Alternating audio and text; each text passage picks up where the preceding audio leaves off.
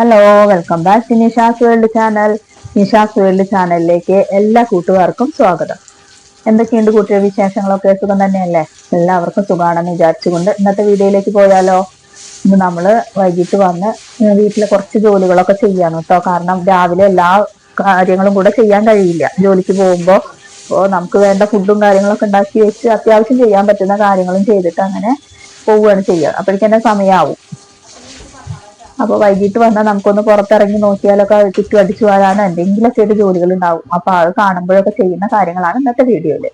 Okay, അപ്പൊ അടിച്ചു വരലും കാര്യങ്ങളും കഴിഞ്ഞ് ഇനി കൊട്ടത്തളം ഒന്ന് അടിച്ച് ക്ലീൻ ആക്കാനുണ്ട്. അപ്പൊ അത് ചെയ്യായിരുന്നു. അത് അവിടേക്ക് ഒന്ന് ഇലകൾ വീണ് കിടക്കുന്നുണ്ട്. അപ്പൊ അതൊക്കെ ഒന്ന് ക്ലീൻ ചെയ്തു, അടിച്ചു വരിട്ടു.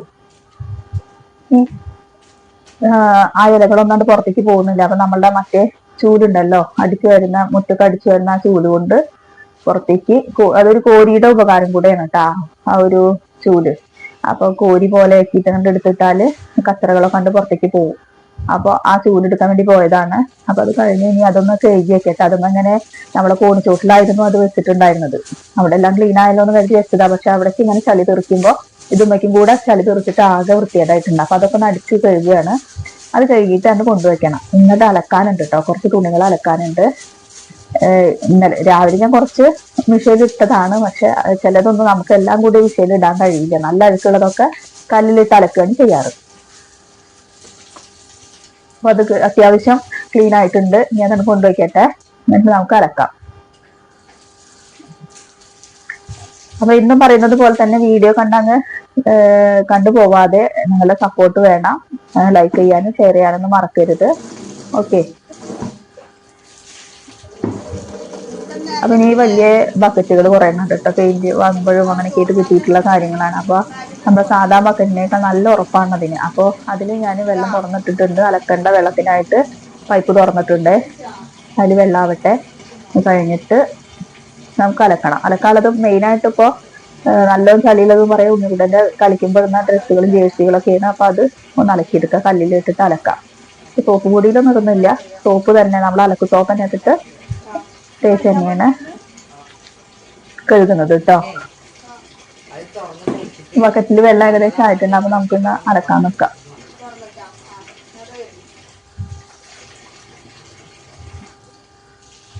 നല്ല മഴയുള്ള സമയത്ത് എനിക്ക് അലക്കാനൊന്നും തോന്നില്ല കേട്ടോ, പുറത്തേക്ക് ഇറങ്ങാനേ തോന്നില്ല.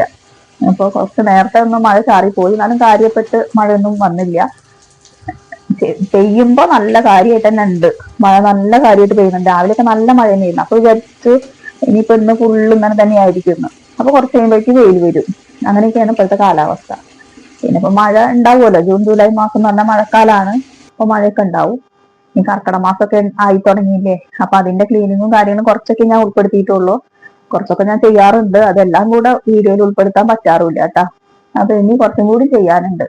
1-ാം തീയതി മുന്നേക്കെ ആയിട്ട് നമ്മൾ അങ്ങനെ ചെയ്ത് തീർക്കാറുണ്ട്.